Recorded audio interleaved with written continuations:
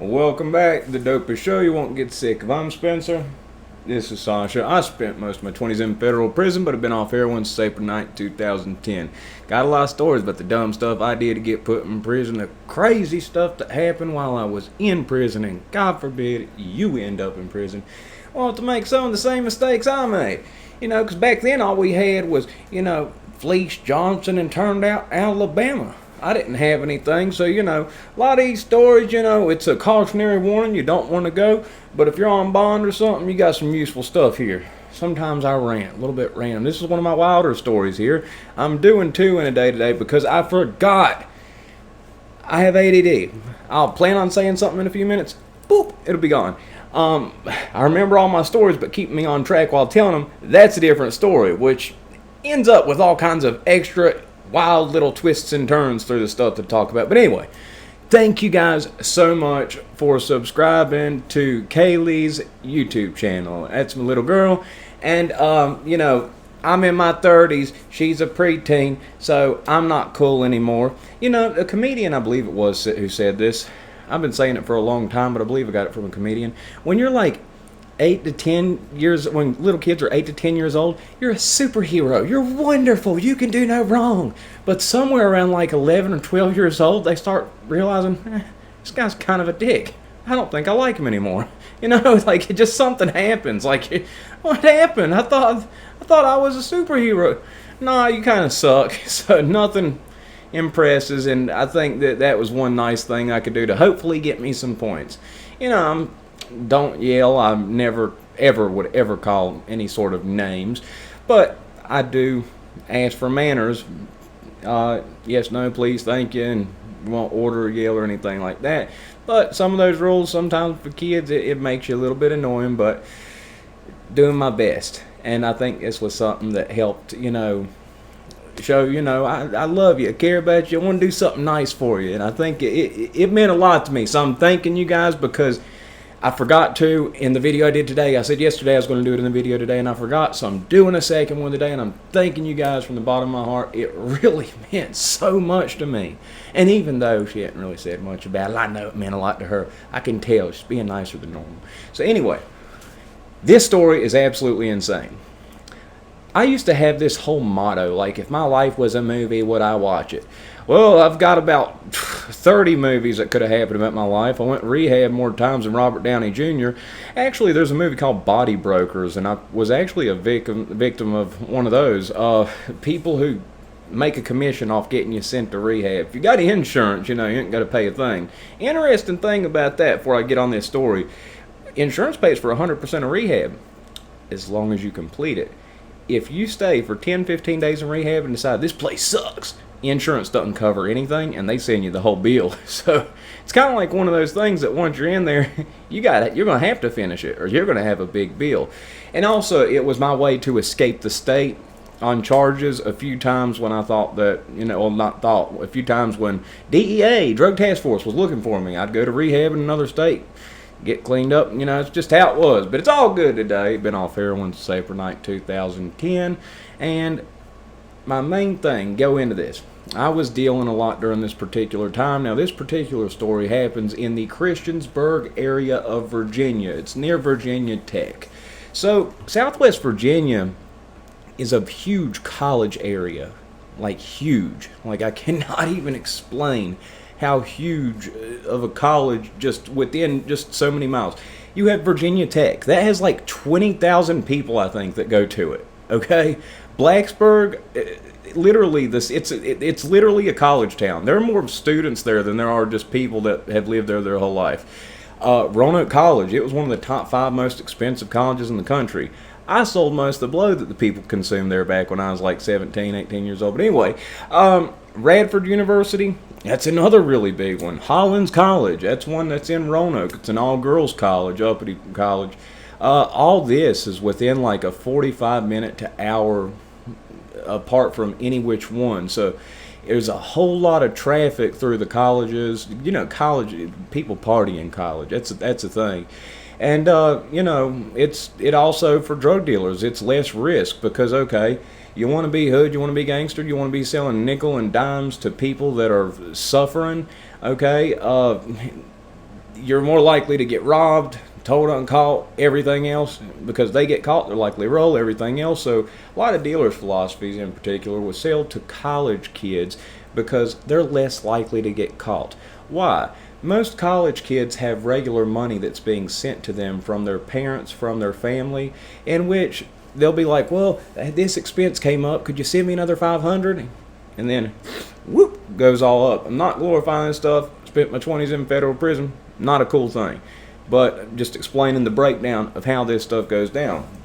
So being that there are all these college towns dealers, there'll be a couple college kids that become mid to high level dealers under the source that distribute it out to all the kids. Like, they'll go to parties and get rid of, rip and run. I mean, there's some party nights where, they come back 3 times and buy more. So this guy who I know, and I look at the people that I hung out with. See, I was younger, but I was doing a lot more at a younger age. So I was hanging out with people way older than me. My buddy JB, he's got crazier stories than me. I need to get him on here. He got caught selling a brick. That's part of how you know how much uncut bricks was selling for. He's selling that $45,000 here in Roanoke back a few years back. But he was driving a carload back when he was 16 years old. I need to get him on here. That'd make for some good ones, Put some of the couple bucks you guys donate and stuff like that, I'll offer these people, see if I can get them to come tell another few stories. Anything you've been convicted for, you can go ahead and talk about. You know what I mean? You done been convicted of it. And so anyway, and statutes and stuff like that, and especially I've got my life turned around right now, and it's been so long back and everything else. But anyway, this particular fella is actually doing I think 20 years right now for distribution of a very good bit amount of speed. He told in his case, and his deal got him 20. Before telling, he was looking at getting life. He actually last time, his whole life he just kept going, running right back to it. He's pretty much tied up to where he'll be in his 60s now. And he told us he's going to be in prison with that, so it's not a good thing for him. But anyway, he was I don't know, mid-30s to 40, I guess, when I knew him. I was a kid practically. I mean, I was a kid, I was underage. But anyway, tattooed fella, giant upper body, okay? Head gut, but just giant upper body with these teeny tiny little calves, like Johnny Bravo. Man, this guy had the tiniest little toothpick calves. And tattooed, finger all the way up. And we had some certain dealings. See, speed wasn't a thing in Roanoke back then. It wasn't a big thing like you see it is now in the news and everything else. It was mostly just small circles and stuff like that. But now it's a whole big widespread thing all over the country. But this particular time, he was mainly involved in that. And I sold blow. That was my thing. He had a connection. Him and his buddy ended up getting this connection through a guy. He was a 1% biker, part of a biker gang. I'm not going to say which one. I don't know how they feel about that. But so through that biker gang, they ended up getting a good bit, a whole lot a blow at one time. So I'm supposed to be going over there, supposed to be getting a pretty significant amount off of him. And he said that they keep it stashed at his buddy's house. So we go over there. It's at the night time, and now it's dark, completely dark outside. Now, in Roanoke, it's a city. Roanoke, Salem, Benton, just the area. I need to just do a video and show what it looks like, just do a drive-through and stuff. But it's house to house through the city. Christiansburg, it's a little bit more spread out, a little bit more country. If you're, outside of on campus of the college, it's real country. So we go down this country road, there's woods on that side and everything else, and it's a smaller house out there, kind of look cabin like. And there's a shed over here, it's got a dog and everything else. And he ends up calling his buddy. He knocks on the door, buddy asks who it is, opens the door, there's a little chain, looks, and he's crazy, he shuts it back. We go inside, and he's got aluminum foil on every window.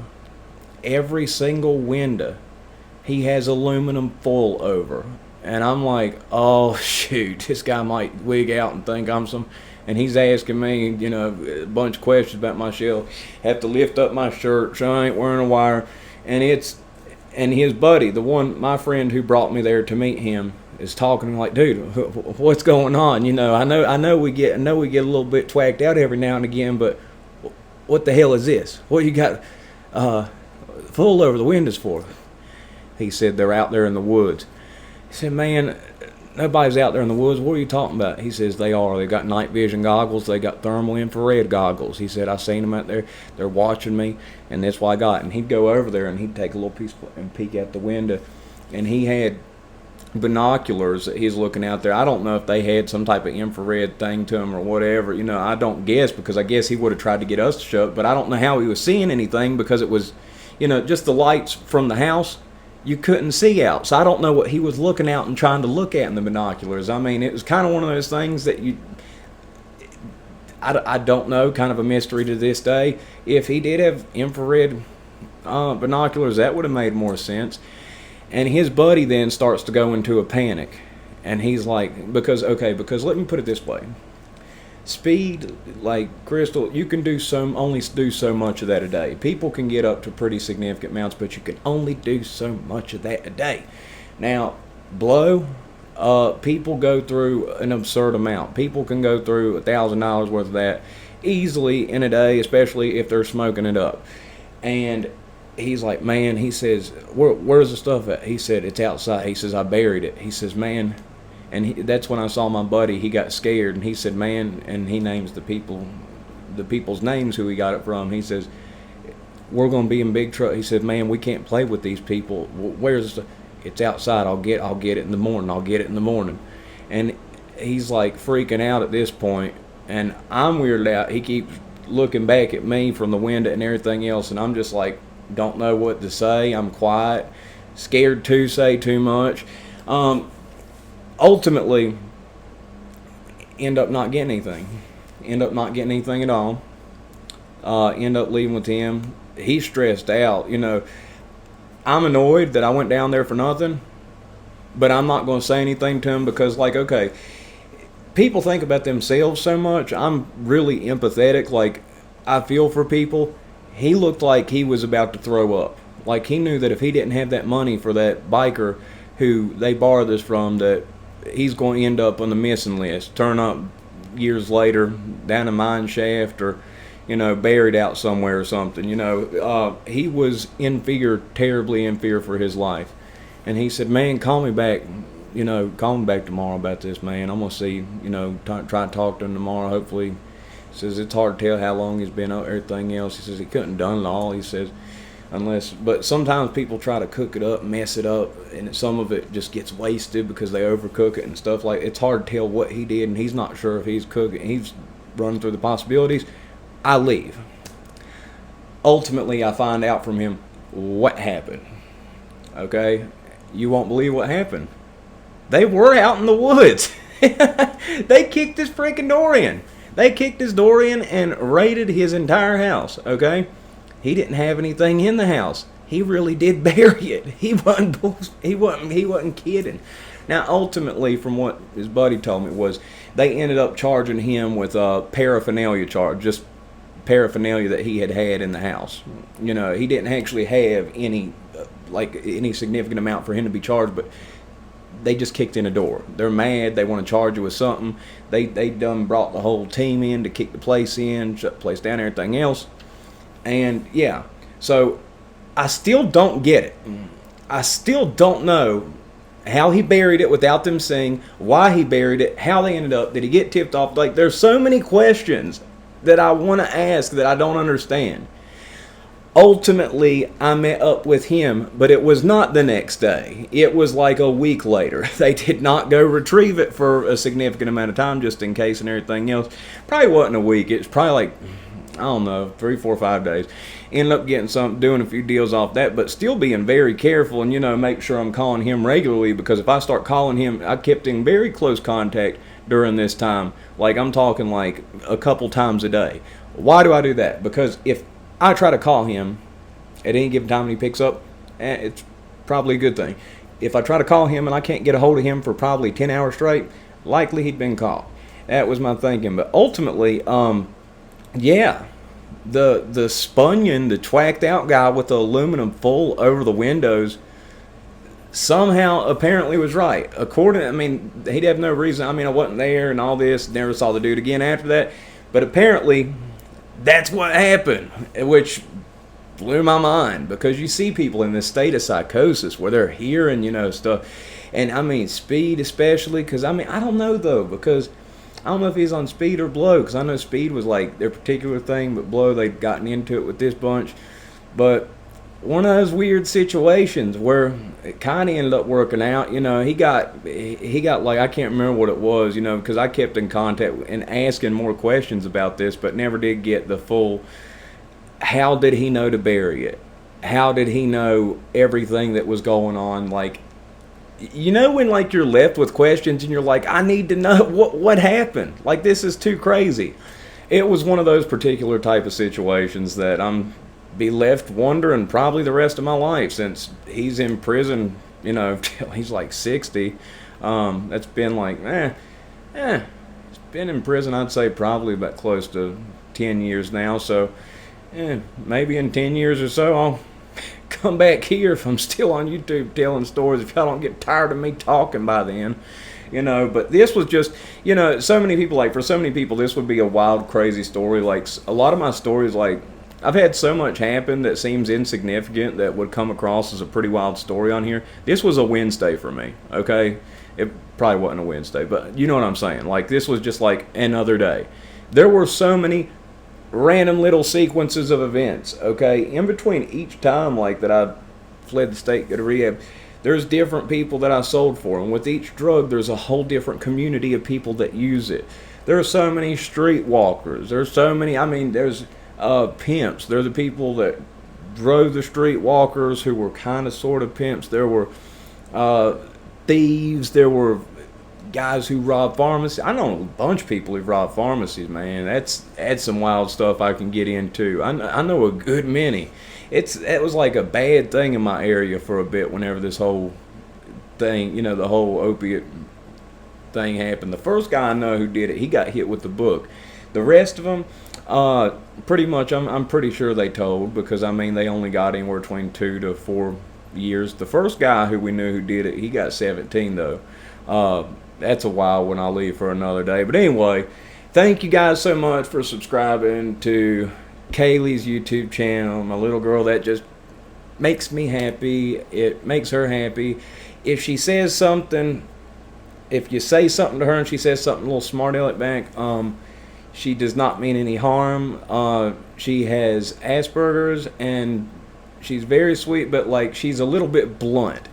And as she should be. I don't have to worry about her with strangers. She's not going to be strangers' friends. So if you say something nice, she says something back. Don't take it personal. And thank you so much. It means a lot to me. It means a lot to her. And if you are looking for the video's, it's got a picture of me without a shirt on, flexing, and it's got like I think it's got like a hawk in the corner with some knives like that. If you go on that, you go in the comment, it's the first comment. I pinned it at the top. If you subscribe, it'll make this little girl very happy. And this new day and age where like certain like things like that, it's cool to show your friends and stuff like that.